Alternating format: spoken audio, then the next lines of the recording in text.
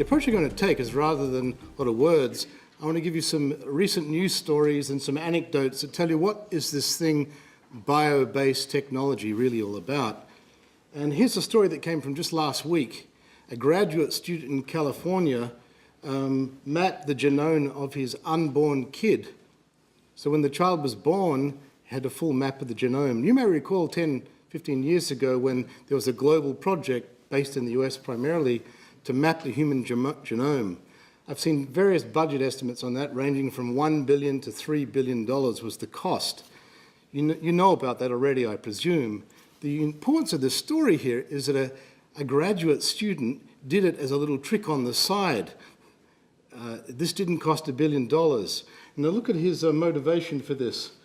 I did it because it was more cool than practical. He just thought it was a fun thing to do, to map the genome of his unborn child. So you can see some of these immense tools that have emerged at great expense, government expense, a lot of it, are now available in a very usable form. Now, this guy's a genomics PhD student, so he's not the average person, but you can see the shift that's going on.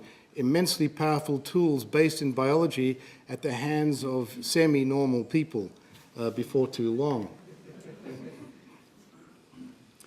By the way, genetics, as you know, is about chemistry at the molecular level. It's also about information, and this is where Mel's talk comes in. Genetics is simultaneously about information and chemistry, intangible and tangible. This creates tricky problems in the law, but also it has a lot of implications for the nature of technological change. Next story, Myriad Genetics. I don't know if you've heard of this company, based in Salt Lake City, one of my favorite companies because I was there when it was created. I was on the faculty at the University of Utah, and this is a spin-out company from the University of Utah. They became famous because they developed diagnostic tests using genomics for breast cancer and cervix cancer. Angelina Jolie, you may have read about, had breast surgery as a result of one of their tests. They've come out with another test result recently for melanoma testing. So this is a company that used genomics to do testing, diagnostics for various health problems, particularly cancer. So this is very relevant to Australia, myeloma testing. So you can see that genomics is really important for diagnostic purposes in medicine. Now here's a company that is very interesting, Genentech. I'm mentioning this one because it's really the great pioneer in genetics-based business. They were one of the first companies to apply genetic engineering in practice. Their main field of work is pharmaceuticals. So the other company I mentioned is a diagnostics company. This company develops drugs. They develop AIDS drugs in the early stage of their company. I like this slogan they've developed, in business for life. It's got multiple meanings. I want to point out that biology, the science of life, is now the basis for some very big business. And here's a company that's committed to business in this field for life. Now, Genentech was bought by Hoffmann La Roche from Switzerland, so it's got a pretty broad spectrum of fields it works in now. This slide I'm showing you because it tells you that they've got 35 medicines on the market based on this. Hoffmann La Roche, a traditional chemistry-based pharmaceutical company, has converted itself into a biotech company, essentially, as a result of its acquisitions of companies like Genentech. 45 new molecules in the pipeline for development. And this is more important, 785,000 square feet of research activity going on in this enterprise. The point that's important here is that biology is science-intensive. It's interdisciplinary, focused on biology, and it requires a huge amount of effort, people, and money. Okay, changing field, agriculture. Story just from last week. This is from an agricultural magazine in the United States. There's a coalition between the United States, Australia, and Canada in wheat growing. And they've basically got together to agree to do cooperative research to develop new varieties of wheat based on genetics, genetic engineering, to improve performance in the wheat industry. Now notice some of the sponsors of this project. The Pastoral and Graziers Association of Western Australia, written up in an American newspaper just last week. So you can see the science of biology is being applied in business in medical area, diagnostics and therapeutics, but also in agriculture. Here's another agriculture story. This is from Thailand. I used to be a professor at this university, by the way. You didn't mention that in the introduction. What's happening to you? This university in Thailand is the world leader in biotechnology of shrimp, or what do we call them, prawns? So part of you may notice that if you ever visited China lately, that sashimi is quite popular. So the price of tuna is rising quite fast, partly because the whole world likes Japanese food now. But in short, the demand for fresh, high-quality seafood is blossoming, and the seas are losing their capacity to generate the seafood we want, so aquaculture is the outcome. Thailand is a major player in the global aquaculture scene, but think of this, when you get millions and millions of these little creatures swimming around in these ponds, shooting in the pond, goodness knows what else is happening, disease is an issue. So how do you manage aquaculture to minimize disease, the spreading of disease, safely, so that we can all continue having sushi and shrimp, sushi or otherwise? Well, genetics plays a big role in this. So there's a group in Thailand doing work on genetics of shrimp for diagnostic purposes for disease in aquaculture. Here's an American company that's taking the technology from Thailand and applying it in North America. Let's change fields again. Plastics. There's plastic everywhere in the world now. Here's a company based in the United States, I think Minnesota, that works on a group of chemicals, polyhydroxyalkanoates, polymers, that are essentially using biological feedstocks to produce plastics, and the plastics can be biodegraded. So we have an attempt here to use modern science, polymer science, to bring a biological and natural ecological dimension into the plastics industry. Some of the products they produce, additives for plastics, and plastics that can have controlled biodegradation. By the way, I used to be a professor at the University of Minnesota. That's why you'll see Minnesota coming into this a little bit. Myriad Genetics is from Salt Lake City. I used to be a professor there too, and Thailand, in case you didn't hear the previous one. Okay, here's a bottle of water. But what's really interesting about it is the plastic it comes in. A Minnesota-based company, Cargill, developed this plastic. Basically, the plastic is made from corn, and it's biodegradable. We're going to see a lot more of this in coming years. We need to find ways to manufacture junk that can be recycled, so we get a total circle of something like more ecologically sound processes in industry. But what does it take to make biodegradable plastic? Well, this company spent $300 million over a couple of decades to develop this. Okay, this is a gas station in Sao Paulo, Brazil. It's ethanol that's available. So we also have multiple different sources of biological feedstocks to produce fuels for our automobiles. And you can see here different types, oilseed crops, algae, grasses, trees, corn, multiple applications, and different scientifically based processes for dealing with the different types of raw materials. A lot of science involved in this, huge business coming out of it. But there's an interesting side to this. The more we go to biological sources of fuels to keep our cars going, the more there's an environmental dimension to this as well. Okay, it's a renewable resource, trees, that we can use to make alcohol fuel. But what happens to those forests that you're getting the trees from? So there's a major environmental management dimension to this as well.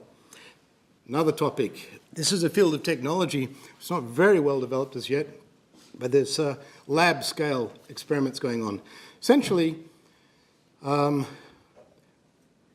biology can be the basis for computing. Genomics is a form of information processing. Genes are vehicles by which information about biological organisms is communicated, stored, transferred. You can now have biology as a basis for architecture in computers. There are people working on this. Secondly, biological systems can have electricity transferred through them for purposes of computing. And then DNA itself, which is a kind of chemical structure, can be used for doing calculations. There's lots of groups working on this. Here's one particular application. This is a company from California, I think, Affymetrix. They essentially put DNA on a chip. Essentially, it's information technology used for processing genomics information. Okay, another great Minnesota company. Forgive me for my bias. I like to talk about things I know something about. I lived in Minnesota, so I know stuff about Minnesota. Medtronic, they work in cardiac technology primarily. They've come up with this idea of a sensor, a multifunctional sensor that can be implanted in human beings. This is just a week or so in the news ago. So the idea is you can have sensors implanted into you which will measure many different things inside your body and communicate this to the big data network that Mel was talking about just a few minutes ago. So not that far from now, it's possible for many disease states and health conditions to be monitored remotely. This is at the interface of biology, medicine, telecommunications, and computing and sensor technology. All right, next slide. This is big business. I've been talking about interesting anecdotes in science and technology. Here's an international organization, once again based in the US, BIO, it's called, the Bioindustry Organization. I gave a talk there, of course, otherwise it wouldn't be in my slides. But this is huge. They have trouble finding venues big enough to hold these meetings now. Simply, I want to tell you it's big business. Now, how do you conceptualize all of this? I've showed you examples of bio-based technology from a number of fields, and to analyze this and make sense of it in terms of business, it's difficult. Biotechnology is the use of genetics or genomics for various applications. But we also have a bunch of fields, ethanol fuels, for example. Is that really biotechnology? It doesn't really use genetics information. So I've done a lot of work to try and conceptualize how you would do this. And there's one group of technologies which use biology as the means in the technology, and another group which is where biology is the ends, medicine and agriculture, for example. And many people call this the life sciences. It's not really sciences, it's technology based upon science. Okay. Medical devices and pharmaceuticals is where a lot of the attention goes in biotechnology. These are really biological domains where biotechnology and other technologies can be used. Agriculture and in bioindustrial technology, for example, the plastics or the fuel fits in this category. Biotechnology is more of a science-based domain which has applications in many other areas. Here's an example of the fields of technology that fit under this general category of what I call bioscience technology. This is technology drawing upon the science of biology. We haven't got enough time to go through this in much detail, but I want you to see the incredible diversity of fields of technology that are linked somehow through biology. Okay, this group of industries is recognized by that industry organization I told you. Most countries and states are now competing in some way to try and develop economic bases on these industries. Private sector employment in the bioscience technology industries, which I mapped on the previous page, and total US sector private employment. You can see here, this is an index by the way, so employment is more robust and stronger in the bioscience sectors than it is in the general economy. This is a signal that we're moving into a new wave. Forgive me, this is American data. I don't have Australian data on this topic as yet. Okay, this is employment once again. This brown one here represents total US sector private employment from the year 2001 to 2010. It went down slightly.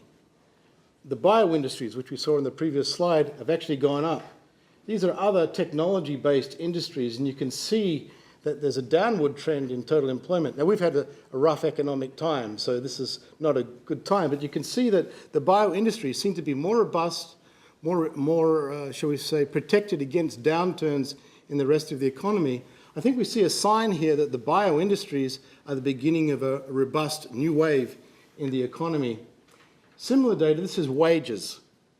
So this tells you that in the period of 2001 to 2010, real wages in the private sector in the US went up by about just over 4%. In the bio industries, 13%. In some areas, it's even slightly higher than that. So you're seeing two or three times higher levels of wage growth. What does this tell you about the purchasing power, the economic power, the business power of people and companies who work in these bio industries? Finally, this one here is employment once again. Now, all of these 5 sets of graphs are in the bio industries. And what I want to point out on this particular slide, this is research, testing, and medical laboratories, drugs, medical devices, agricultural feedstock, and distribution related to the bioindustries. This one is going up. These are the companies that are standalone, specialized, research-oriented companies. What this tells you is that the scientific aspect of these industries is the growth area in this time period. So we've got this emergence of the bio-based industries in the last couple of decades, playing an increasingly important role in the economy. However, the science aspect is growing even more stronger than the rest. Communities, states such as Western Australia or Minnesota or California or Massachusetts, see this as the basis for a new economy and are consciously competing in that space. My favourite state and yours, Minnesota, have come together, state, private, public partnership, to develop a total strategy to build up the bio-industries in competition with other parts of the world. And you can see how sophisticated their strategy is. They think about industries that are already present in that state, foundational capabilities in education, policy and infrastructure, fields of knowledge that need to be cultivated to support the biological basis of growth in these industries, and then a whole lot of catalysts, technology transfer, funding, skill, knowledge, infrastructure to support these industries. I simply want to say that this is the basis for economic competition in the new world. A lot of states already know this. I think under Mel's leadership, Western Australia worked this out. I hope we can continue the trajectory started by Mel some years ago. I think I'll skip this. I just simply want to show you that there's a lot of work going on in the United States between states competing in these industries. Finally, my own research on these bio-industries in the United States, several states in the late 90s, taught me several things. Firstly, an individual firm is active in multiple fields, multiple functional areas, R&D and production. We often talk about firms being either a manufacturing firm or a high-tech research firm. I found through my own empirical research, most successful firms are doing multiple things simultaneously. This next one shows you that a firm that's in biotech is typically also active in other fields and vice versa. So in this biospace, firms don't do one thing only. They're in multiple technical functions and multiple fields of technology simultaneously. They're interdisciplinary, in other words. What implications does that have for research and education in a university? Finally, same set of firms active in multiple markets. Now notice drugs, basically, therapeutics, and healthcare is the dominant one. The second biggest one is science. Science itself, carried out both in universities and public institutions, as well as private companies, is a market for new technology, not just a source of new technology. So we have a total ecosystem in business here around the scientific activities of the life sciences. Because this is a knowledge-intensive set of industries, cultivation of knowledge, the transfer of knowledge, both informally and formally, really matters. So you'll find most of these firms, in order to do well in business, their people have to talk a lot. Communication is extremely important. So from a public policy point of view, creating an environment whereby the people in these companies can talk to each other informally really makes a difference. Okay, success requires interdisciplinarity, multifunctionality, and a lot of communication. It's a basis for competition worldwide and between states and countries. But more importantly, and this gets back to Mel's theme, biology is a meeting place for technological innovation in information technology and communications technology and other fields such as sensors and nanotechnology as well. It's the meeting place for technological innovation. It's the new wave of business worldwide.